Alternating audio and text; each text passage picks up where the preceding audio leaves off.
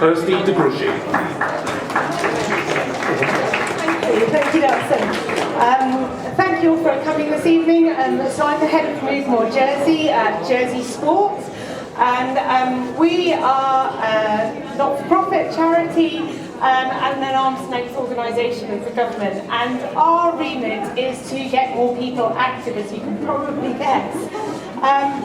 For us, a huge amount of what we do is, everything that we do is based around our Inspiring and Active Jersey strategy, and at the heart of that strategy is primarily getting people who otherwise wouldn't be active to get them active again, or to engage them in activity, and a huge part of that is obviously disability and inclusion.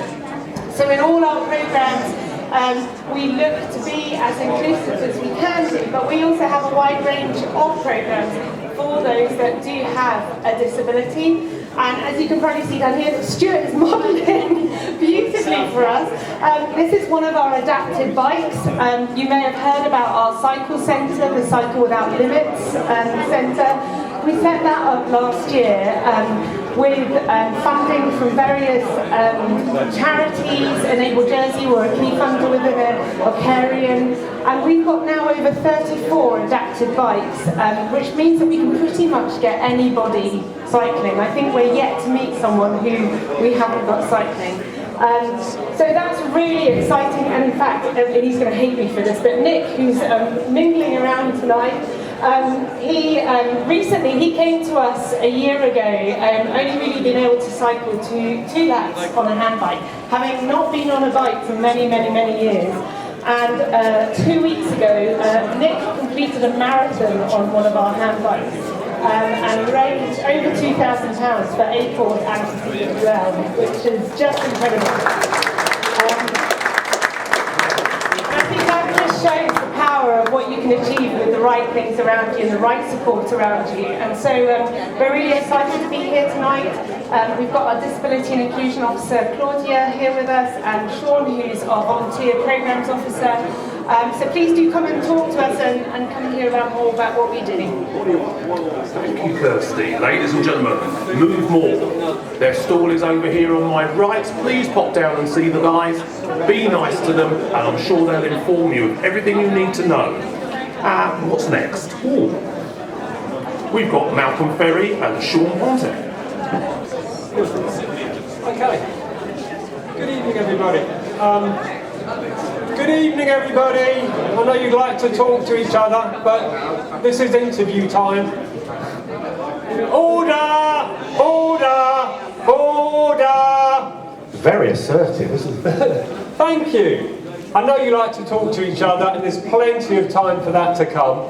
But while you've got your mouths full with the food, rather than chat to each other, perhaps you'd like to listen to a short interview with me and Sean Ponting just for the next 5 minutes.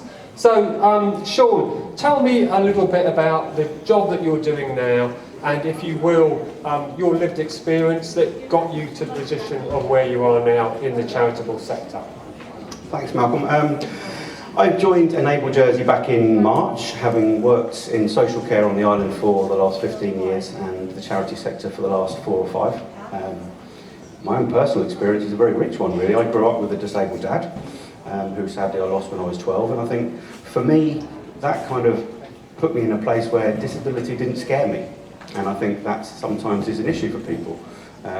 Differences can be a scary thing, it can be scary things, and for me that put me in a place where I wasn't that bothered about that. And so when I look at my experience and some of the things that I've seen and the people that I've worked with over the last 15 or the last 25 years in social care, that helps me with my experience. But I think the important thing to remember when we're developing services, and something that we've certainly done with Enable over the last 6 months, is to remember that that's just our experience. That's just my experience as a person, but also as a professional. And there's sometimes the danger that we can sit around tables as clever professionals thinking that we know what the right things to do are, and what the right strategy is, and what the right policy and procedure is, and how we're going to meet everyone's needs. And one of the things that we're really keen to do here, and we're at services that we're just about to launch, well, we're talking about it tonight for the first time, we're launching in the next couple of weeks, are a series of forums where we're really keen to capture everyone's voices, not just professionals or civil servants or members of the government, but also making sure that the people that have their own rich lived experience, the people that really know what it's like to live with a disability, are the people that we ask the first questions of, not the people that we go out piecemeal to and say, oh, we better remember to ask the questions, but actually that we put them front and centre. And Enable Voice, our new service, will really reach out to anyone in the community that's had any experience of living with disability, whether you've got a long-term health condition or disability, whether you're a carer, a family member or a friend, and really ask you to come and work with us in a safe way, and so that we can capture your voice and help you to contribute to some of the conversations that are important. You know, everyone's here tonight because we recognise that disability and inclusion is really important, but we want to put that central to everything, not just on a night like this, or not just in a strategy that's being implemented over the next 2 years, but that perpetuates and becomes something that is square in the middle of Jersey life, and that all parts of Jersey ask the questions of that group. So whether it's the retail sector or the Chamber of Commerce or the next policy on parking or something like that, we're not thinking about a piecemeal approach to disability and inclusion, but we ask the group that we're going to be putting together to contribute to that at the beginning and on an ongoing basis. So that's just one of the things that we're launching this week. Yeah. So thank you, Sean. A very, very fulsome answer to my brief question. Great. So I can talk. If anyone that knows me knows that. I can tell. No, which is great to hear. So it's fair to say that in terms of legislation, until recent years, Jersey lagged behind the UK in terms of equality and diversity. But with the advent of discrimination law in 2014, including disability in 2018, what difference do you think that's actually made to the lives of persons with disability in Jersey? Well, if we go back to what I said at the beginning, maybe we should be asking the people that live with disability more than I do. And I'm not just trying to be cryptic or swerve the question, but that just gets to the point really that we actually need to be asking the real people. But I think it has made a difference, and it's beginning to make a difference. And the important thing is we're having conversations like we are tonight, and some of the things that we're going to see this evening, and people are asking the very questions. And we have conversations with people about how you access things. I had a conversation with one of the constables recently about parking and disabled parking, about the blue badge scheme. The important bit is that these things are becoming normal questions, not a separate question that we put. You know, we know there's an election coming up. Of course we want to see those things reflected in the election and people's manifestos, and be careful, I'll be coming to speak to you. But we want them to be there for always, not just for the next few years. We want them to be truly embedded. But the legislation isn't finished yet. No. I think it needs to, we need to keep on top of it, we need to make sure it's doing its job. But people are being held to account when they're not fulfilling their obligations. But also, there are other parts of different legislation that we haven't yet got. One of the other things that we've been talking about a lot is about supporting carers, and I'm not talking about paid carers.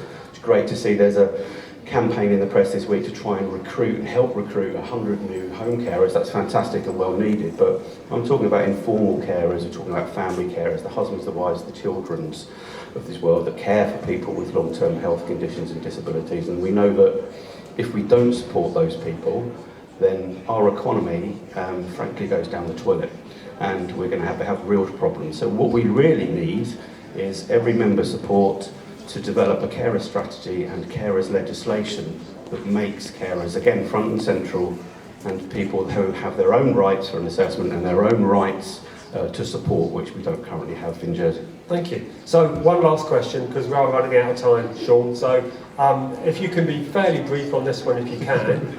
What one thing would you change in Jersey that would make a difference to the lives of people with disabilities? One thing, I think working together. Let's just go for that. I think we think it's simple in a small place, whether you're a Estates Department or a number of, there are 400 odd charities on the island.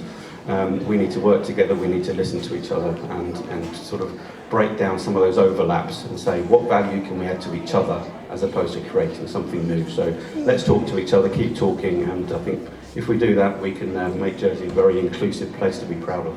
Brilliant. Thanks for those answers, and thank you to everyone for listening. I hope that you drew something out of that. I'll be back later to interview Lord Blunkett, but until now, I'll pass back to Nelson.